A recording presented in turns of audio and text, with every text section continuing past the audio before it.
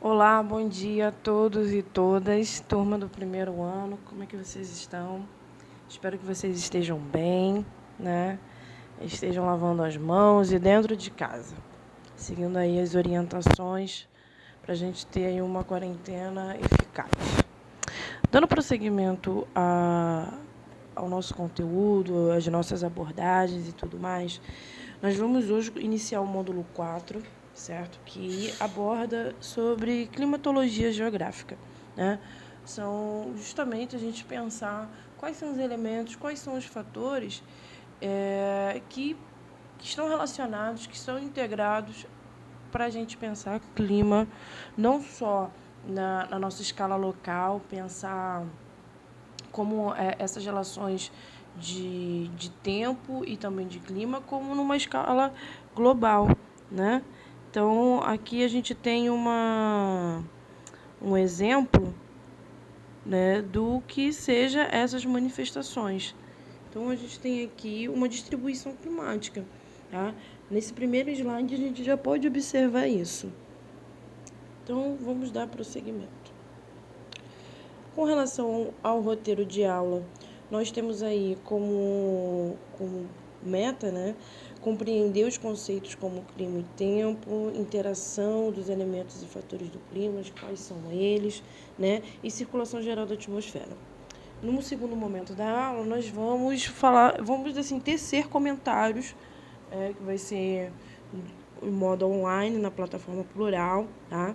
A prática de exercícios na apostila, já tudo já bem detalhado nos slides mais à frente. E depois, a seguinte, assim, após um tempo, nós teremos a nossa correção.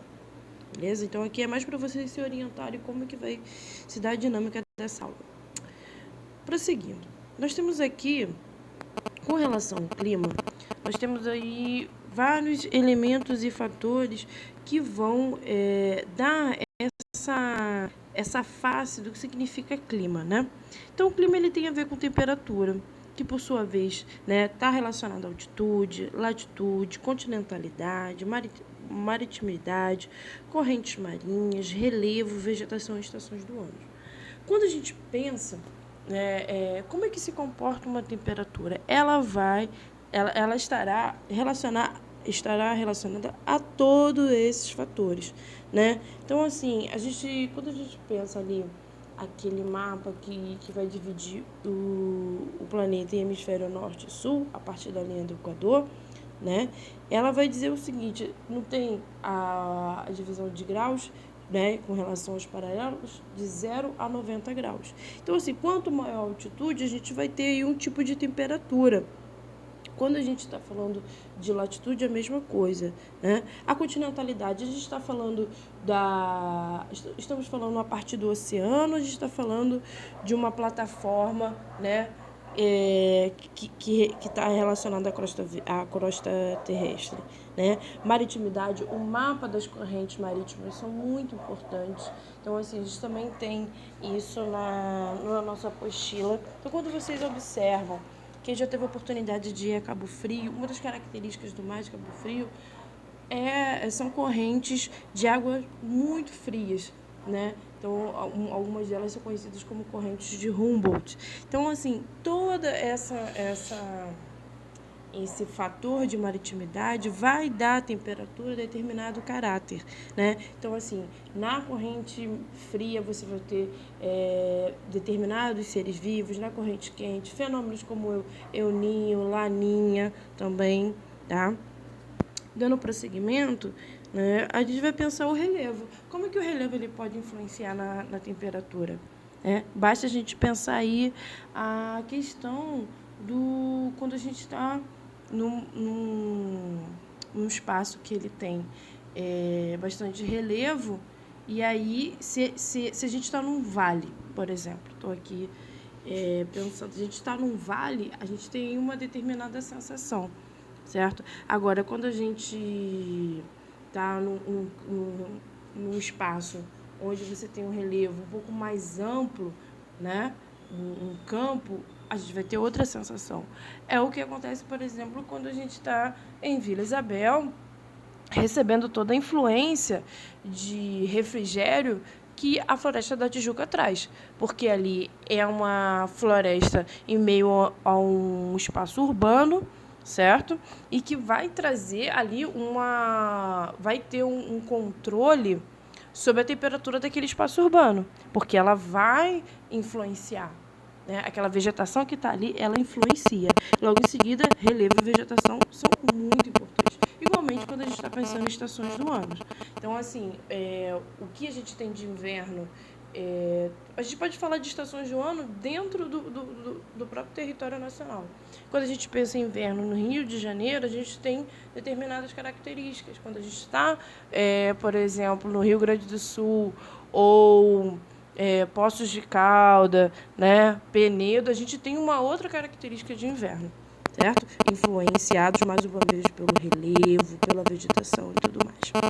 Então, mais adiante, nós temos a pressão, altitude, temperatura, latitude. Então, assim, essa pressão, quem já foi a Petrópolis e sentiu aquele leve incômodo no ouvido, é o quê? É quando a gente está tendo uma pressão atmosférica, né, que ela vai ali sendo acrescida, ela vai diminuindo, ela vai... Então, assim, ao mesmo a experiência de Teresópolis, a experiência de um voo também traz essa materialidade de saber o que é uma pressão. Nós temos ventos. Os ventos, eles estão relacionados ao quê? Também a pressão, a altitude, latitude, temperatura e estações do ano. Nós temos a umidade. A umidade ela é super importante para a gente pensar como que ela, em quais estados, né, como é que vai ser a distribuição de umidade, né, e de chuvas no território nacional, né? Mais à frente a gente vai ter um mapa de incidência solar e a gente pode relacionar esse fator umidade a essa distribuição, né? Quais são os lugares onde a umidade é maior, certo? Então, assim, quais são as características daqueles territórios que estão próximos à linha do Equador, né? Uma alta umidade, temperaturas altas, aquela sensação de estufa, né? Então, muito quente, aquela chuva que vem o quê? É originada justamente pela questão da umidade. Para encerrar aqui, nós estamos falando das chuvas, porque a chuva ela vai também integrar todos esses elementos: umidade, temperatura, ventos, pressão, relevo, estações do ano, vegetação, maritimidade, continentalidade, altitude, latitude. Porque o que é importante a gente pensar em clima? Que todos esses fatores e elementos, eles estão relacionados, certo? Então, assim, a gente vai ter um tipo de chuva que é muito característico na época do verão, né? Aquela chuva forte, bem... ela é de curto prazo, mas ela é forte. Tanto que falar a chuva de verão superou em 10 anos, né? Então, assim, a gente tem um quantitativo de chuva aí muito grande. Dando mais adiante, a gente pode ver aqui também as zonas climáticas e a incidência solar no Brasil. Por que é importante a gente observar esse mapa das zonas climáticas? Que a gente pode ver o seguinte: como é que se dá essa distribuição? Nós temos o Polo Norte, o Sul, e aí daí a gente vai percebendo essas distribuições. Nós temos uma zona fria ao norte, ao sul, né? Uma zona temperada do norte, igualmente ao sul, tá? Uma das características dessas zonas temperadas são estações bem definidas, bem marcadas, né? Verões quentes, invernos. Então, assim, a gente tem aí uma definição, uma marcação sobre essas temperaturas. Mas, ao mesmo tempo, assim, já pensando de modo... Qual a nossa realidade, a gente pode trazer ao debate sobre a questão do aquecimento global. Será que as zonas temperadas, elas mantêm o seu ritmo, né, de estações bem definidas? Os países que estão envoltos, percebam aí, ó, quais são os países que são alcançados pela zona temperada? Será que eles estão com as suas estações bem definidas, né? O que a gente escuta falar sobre o verão europeu, né? O impacto do verão europeu nos últimos anos. Uma questão para a gente pensar. Igualmente aqui a zona quente ou intertropical, que é a zona que nós estamos localizados. localizados aí no Brasil, e a gente vai ter um detalhe sobre a linha do Equador, é o seguinte, que essa linha, né, me fugiu aqui a palavra, mas essa linha imaginária, ela vai dar qual é o sentido dela, né?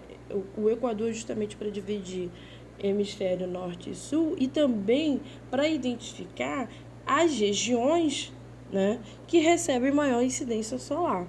Então, no nosso mapa ao lado, a gente observa o seguinte, né, quais são as regiões no Brasil que apresentam essa incidência solar.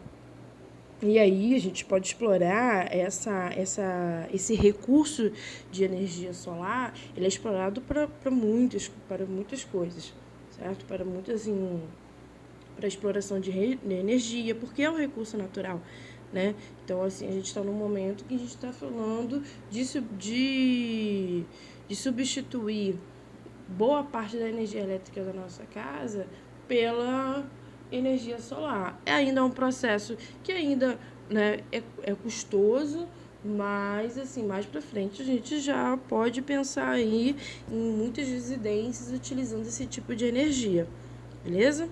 Vamos dar prosseguimento. E aí, focando, né, é bom a gente perceber o seguinte, vou aqui lentamente. Olha as escalas que a gente está atuando. Nós estamos dentro de uma escala global, falando das zonas climáticas.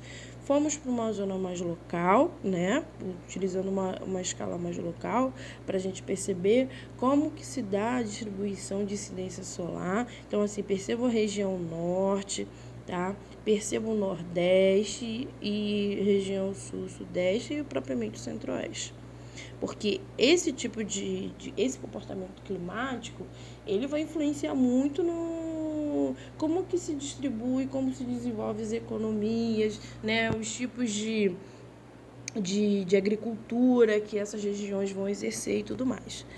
E aí esse mapa do IBGE, ele é muito interessante porque ele vai dar esse tom, né? Então, assim, com a cor verde, a gente tem aí um clima equatorial. Então, assim, tem como correspondência, assim, como característica, um clima que ele é, assim, alta umidade, né, altas temperaturas e chuvas, né, constantes, certo? Então, assim, toda essa região que está aí, a gente pode pegar aqui boa parte da região norte, boa parte aqui a gente pega aqui também fazendo influência com o centro-oeste. Nós temos a zona tropical equatorial, né? Então, assim, qual é a questão do tropical? A gente tem um inverno também marcado, né? Então, assim, tropical nordeste, oriental e tropical Brasil central, a gente tem aí características do quê? De altas temperaturas, certo? E